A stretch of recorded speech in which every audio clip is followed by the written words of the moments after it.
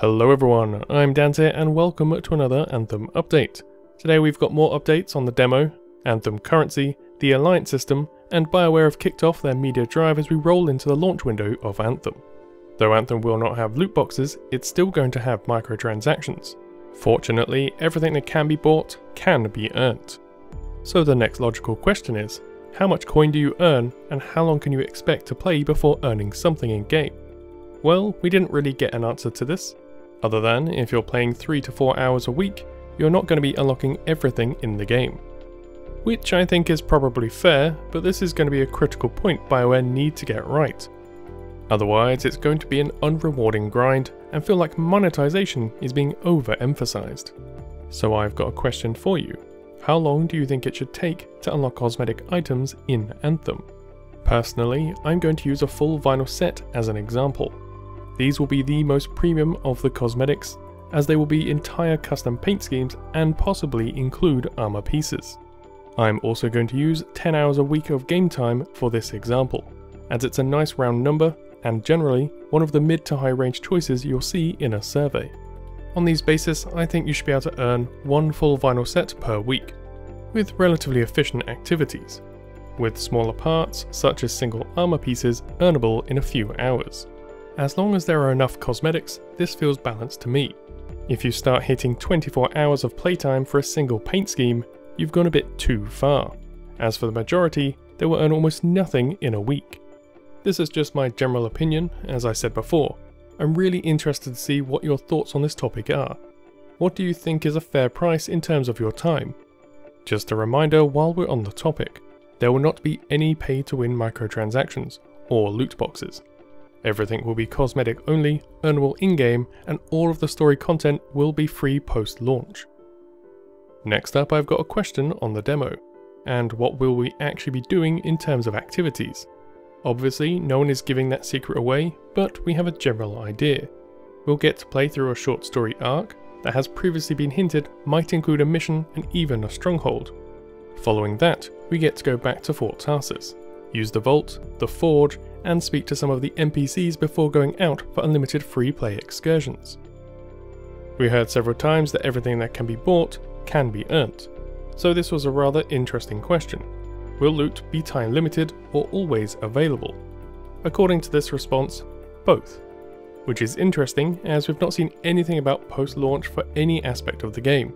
It's been said that we might see some holiday specific events, which this answer seems to lend to.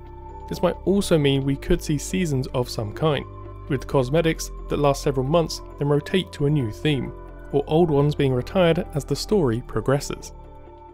Many of you will be patiently, or not, waiting for the VIP demo. You'll also be getting 3 codes for friends or members of the community to join you. I posted yesterday on how you can retrieve these, but we got some clarification on when you can redeem them. Once the game hits download or the servers go live for the demo, your additional codes will be activated, ready to be redeemed. Along with the livestream last week, we got to see one of the Masterwork Changes in practice. Previously, there had been roughly 1 item per type, resulting in 70 to 100 different items, with unique inscriptions.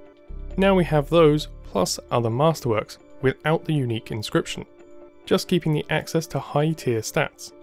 This drastically improves the loot pool, while creating a smoother curve in the loot progression. This week sees the start of the Anthem media coverage push, including an event in London, where Game Changers got to go play some of the endgame content and meet Ben Irving. We'll not see anything from what they saw right away, but they'll be releasing footage over the next couple of weeks as the embargo drops. When it comes to the alliance system, we have slowly been gaining a better understanding of how it functions, such as how many players make up the alliance. So this has 2 answers. First off, you can invite as many friends or other players as you want, but you only get credit for the top 5 performing players in a given period. If you don't have a regular gaming group, then Anthem still has a solution to fill out your alliance list. From matchmaking into groups, you'll be able to add those you play with to your alliance. We don't know if there's a cap to the system, so in theory, you could add everyone and get all the benefits from your top 5 this way. Lastly, on the alliance system, do you need to play with your friends and alliance members to earn any of your bonuses? The system works by calculating XP that goes towards your alliance rank. Though it might progress a bit faster if you play with friends and other Alliance members, the top 5 from your Alliance list will then be who grants your benefits, including coin for cosmetics. While on the subject of the top 5 list, some of you might remember this image from the original reveal trailer. Well, it's been confirmed that this was the previous iteration. And finally, for today's update, Ben Irving tweeted out this image this morning of the world's first legendary drop, finally giving us a view of what these pieces will look like. First of all, we know that they are bright yellow rather than orange, and they weren't joking when they said they had the best stats. As you can see here, all of the stats on it are maxed out, and it has a unique inscription. Hard landings, which is a melee attack while flying, now creates an explosion at the point of impact, increasing the damage of the Colossus landing and turning it into a detonation ability. So on the back of this, I want to ask you, what type of playstyle changes do you want to see from your legendary items in Anthem? That's it for today's update. If you enjoyed this video, be sure to leave a like, provide your thoughts and feedback about anything I've covered or this format below.